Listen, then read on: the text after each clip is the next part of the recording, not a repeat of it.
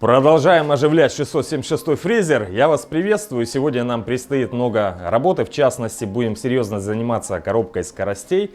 Но для начала пару слов по поводу вот этой пленки. Навтыкали мне в комментариях, дескать, это ростовские понты такие у нас, чтобы сделать такую красивую стенку, а потом занавесить ее пленкой, чтобы не летела СОЖ. Во-первых, делал я ее для подписчиков, чтобы видео смотрелось красивее, то есть для всех нас. Во-вторых, пленка — это не защита от СОЖ. Я активно сейчас подбираю цвет для станка, для фрезера. В принципе, этот цвет будет для всех станков. И кто красил хоть раз в мастерской краскопультом, понимает, что столько много пыли образуется от краски, от лака, и все это оседает буквально везде. Так что у меня сейчас все закрыто пленкой. И в частности, вот эта стена поближе, сейчас покажу, видно отчетливо там вот эту зеленую пыль.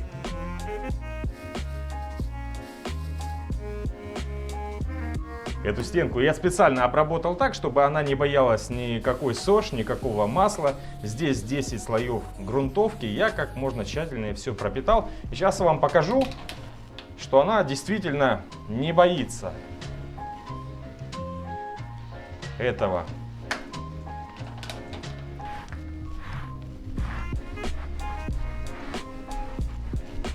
То есть жидкость в плитку не впитывается совсем. Ни масло, ни грязь, ни тем более СОЖ. Если какие-то брызги есть, то потом просто тряпочкой протирается и все отлично.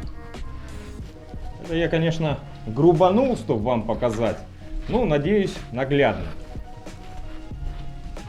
Все, еще 5-10 минут подсохнет и вообще не будет никаких следов даже. Защиту от СОЖ я специально не ставлю, я уже об этом как-то говорил в видео. Если я ее поставлю, она у меня есть, то вам ничего не будет видно. Это связано только со съемкой видео. Отдельная тема — это выбор цвета для станка. Даже можно сказать для станков, потому что в этот цвет я буду красить все станки. Видите, делал уже 4 выкраса. Пока ни один цвет не нравится, но я приобрел сегодня еще один и будем делать выкрас.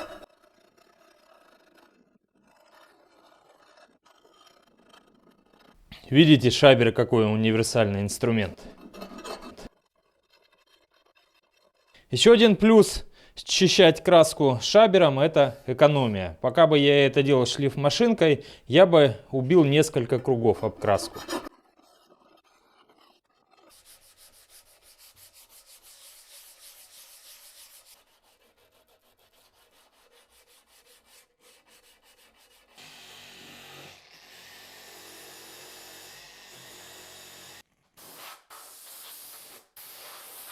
Итак, с этой стороны все очистила от старой краски, загрязнений. Такая поверхность меня устраивает. До идеала здесь ничего доводить не буду. В дальнейшем покрашу качественной краской по металлу, просто кисточкой.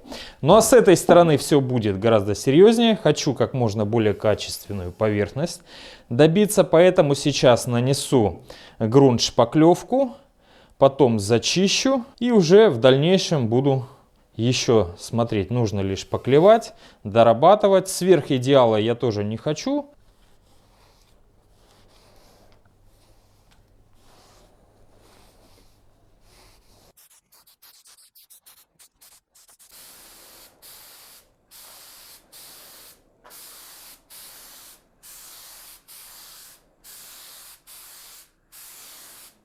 Вот так цвет смотрится на камеру. Вблизи, а вот так вот сдалека.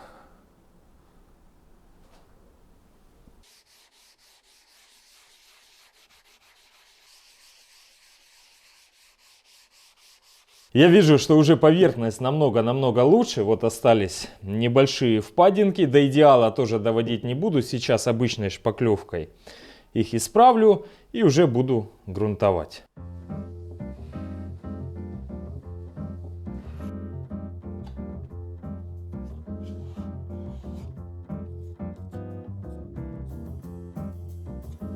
Надо было делать наоборот. Сначала обычной шпаклевкой крупные места зашпаклевать, а потом полностью жидкой шпаклевкой сделать.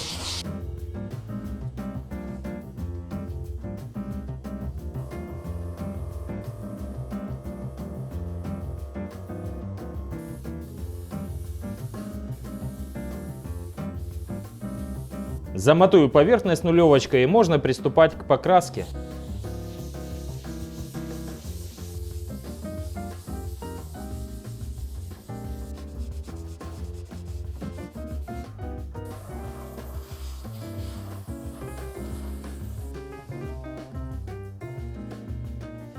Итак, ребят, все готово к покраске, и сейчас вы увидите, какой цвет я выбрал для станка.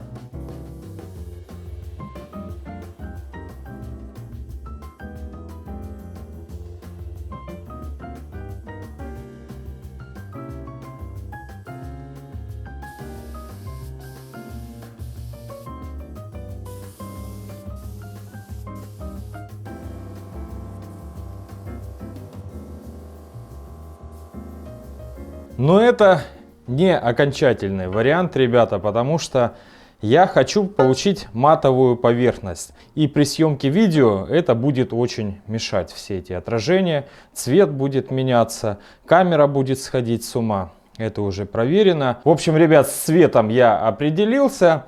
Ну а в качестве защитного покрытия еще придется помучиться. Еще хотел спросить у вас совета, как поведет себя автомобильная краска при эксплуатации, если ее не покрывать защитным лаком. Итак, ребят, наконец-то свершилось. Позвольте вам показать, что получилось. Мне очень нравится, я доволен. Это не первый покрас. 4 раза где-то я все это дело перекрашивал. Ну, наконец-то я добился того, чего хотел. Цвет очень интересный, под разными углами он смотрится по-разному. То светлее, то темнее. И есть такой перелив металлика. Лак я специально выбрал матовый, потому что на глянце камера просто сходит с ума. Готовый цвет такой не купить, я его приготовил сам. Здесь 2 цвета по раловскому каталогу 6035 и еще цвет Шкода Фабия. Раловский 100 грамм, а Шкода Фабия 25 грамм. Вот и получается такой цвет. Мне очень нравится. При более тщательном осмотре коробки выяснилась еще одна неприятная вещь. Вот видите, отчетливо видно трещина на внутренней обойме подшипника. Так что придется все разобрать и еще дополнительно провести ревизию других подшипников. Наверное, придется не только его заменить. Думал, обойдусь малой кровью, придется починить только вал с разбитой шпонкой, но все, что не делается, к лучшему. Больше я разбирать станок не хочу, так что нужно как можно тщательнее к этому отнестись.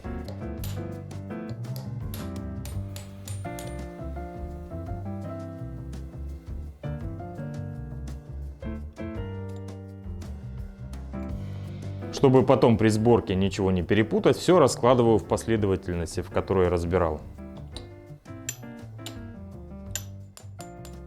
Чтобы вытащить вот этот вал уже, здесь подшипники очень сильно запрессованы, нужно воспользоваться съемником. Еще один нюанс я тут один интересный нашел. Сейчас сниму и вам покажу.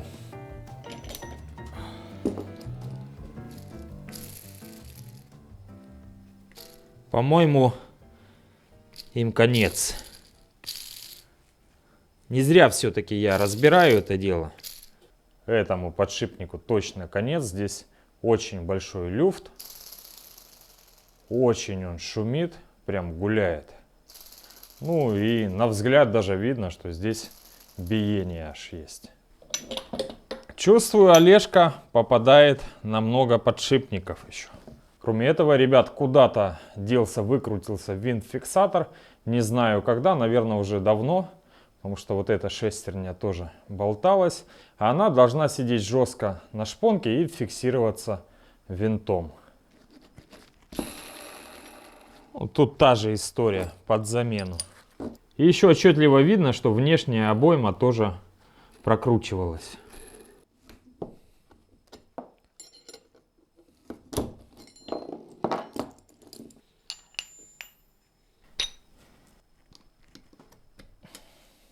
Ну а здесь подшипники вообще не держатся в обойме, можно рукой вытащить. А вот, кстати, и треснутый подшипник. Интересно, почему он треснул? Тут аж заклинивает. Может быть, не знаю, размер вала, может, не соответствует внутреннему посадочному отверстию подшипника. И внешняя обойма аж полированная. Сейчас сниму, покажу. То есть он крутился здесь как бешеный. О, снимается рукой, кстати. Кручу съемник. Вот смотрите, какая отполированная поверхность на внешней обойме. То есть явно подшипник не работал и крутился в заклинитом состоянии вместе с валом.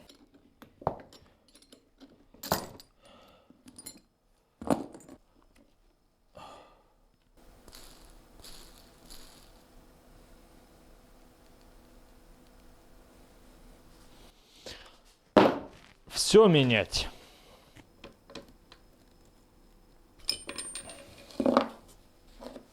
Так, сухарики нужно не перепутать местами.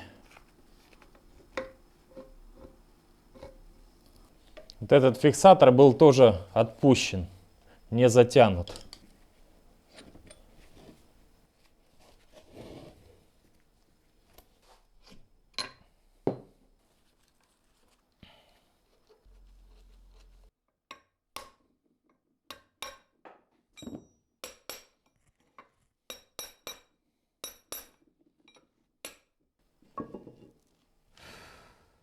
Все, коробка разобрана. Теперь уж точно ничего не мешает внутри ее очистить и покрасить. Затем куплю все подшипники и буду собирать обратно.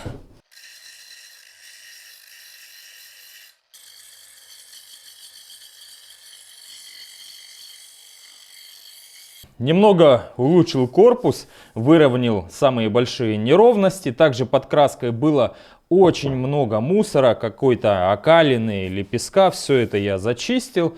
В общем, здесь я просто обезжирю и покрашу краской по металлу Текурила Металлиста. Ну а лицевую часть подготовлю более тщательно. Здесь уже шпаклевка, грунтовка, покраска и лак будет.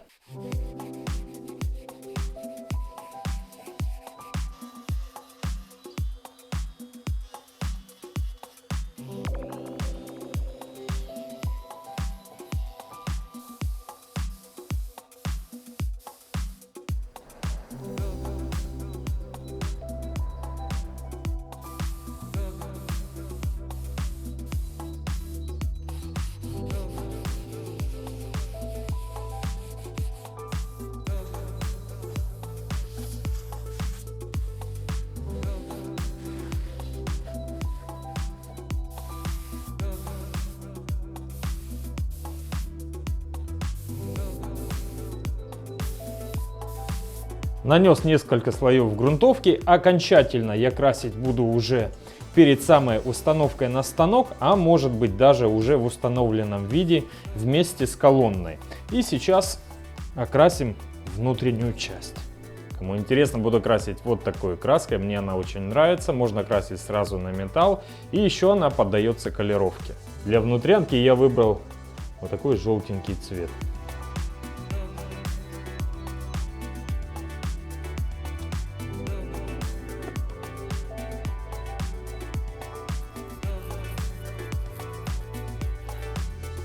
За ночь краска высохла, и теперь можно приступить к сборке. Решил поменять абсолютно все подшипники.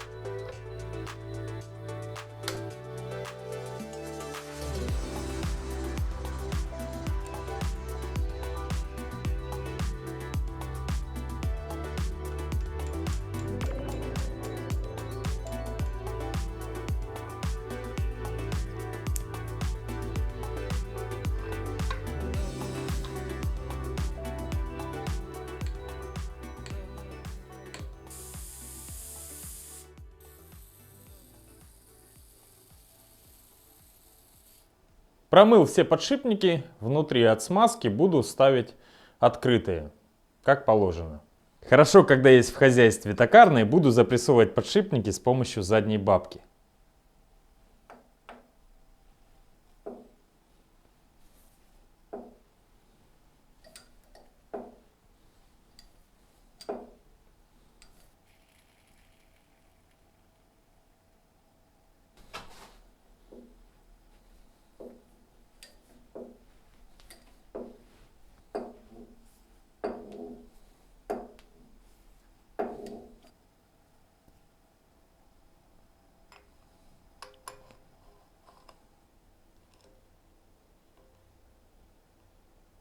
Шайба здесь стояла, конечно, мое почтение. Сейчас изготовлю новую.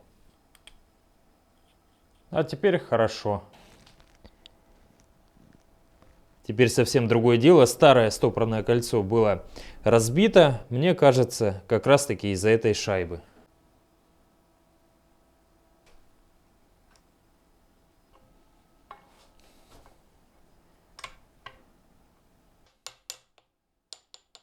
Чтобы запрессовать подшипник с другой стороны, также пользуюсь токарным.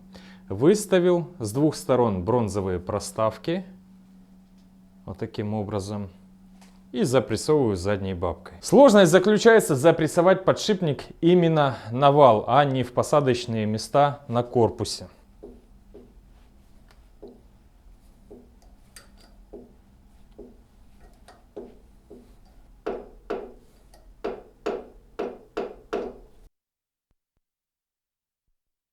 В принципе, подшипники нижнего вала сразу можно посадить на анаэробный герметик, потому что здесь одна шестерня, и она свободно перемещается по валу. Кому интересно, буду использовать анаэробный герметик фирмы Loctite 648.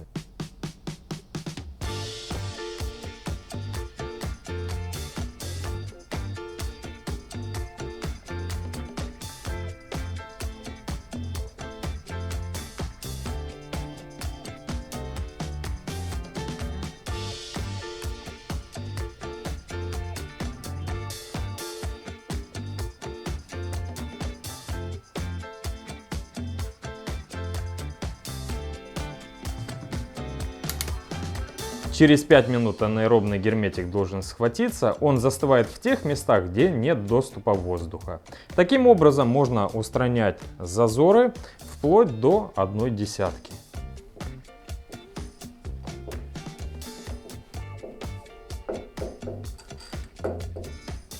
Во время разборки выяснилось, что не хватало фиксатора вот этой шестерни.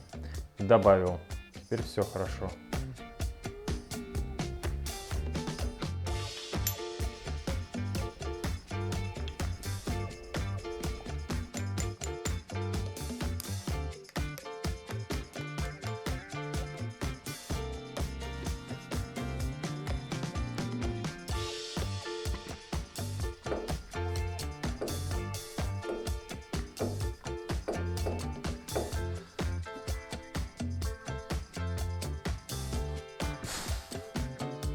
И тут также повторяю процедуру с анаэробным герметиком.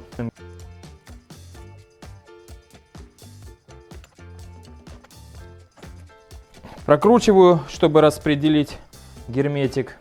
Все, кольцо село на место. Великолепно. На третьем валу дистанционные кольца были пластмассовые. Одно треснутое, а второе неизвестно сколько еще протянет. Поэтому выточил им на замену стальные. Так будет надежнее.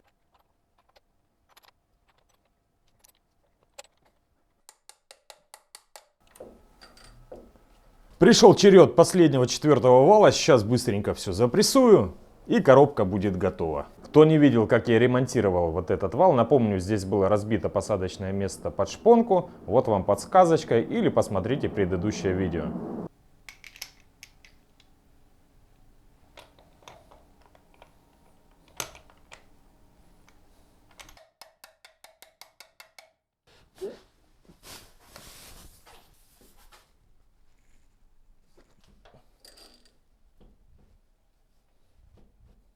Запрессовал подшипники. Как вы видите, они также очень легко ходят в посадочных местах. Сейчас установлю дистанционные кольца стопорные, проверю, как все работает.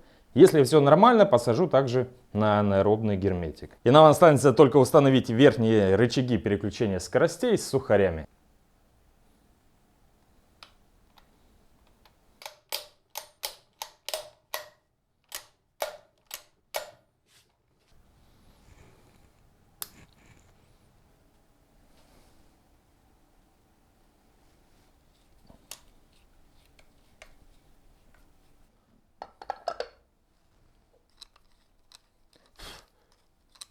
Ребятки, ну наконец-таки коробка скоростей полностью собрана. Сейчас мне нужно сделать проверочку.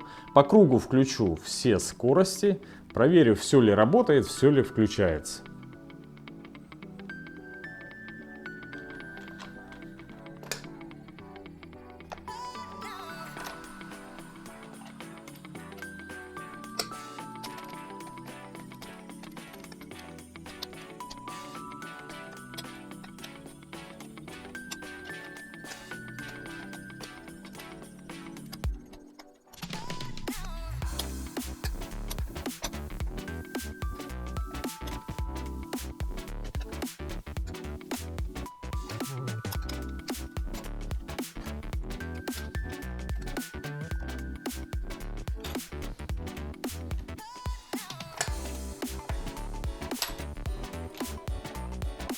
Все прекрасно, все работает, все включается. Видел, на других станках делают вот здесь шкив электродвигателя, а здесь еще рукоятку, чтобы удобно было попадать и включать передачи.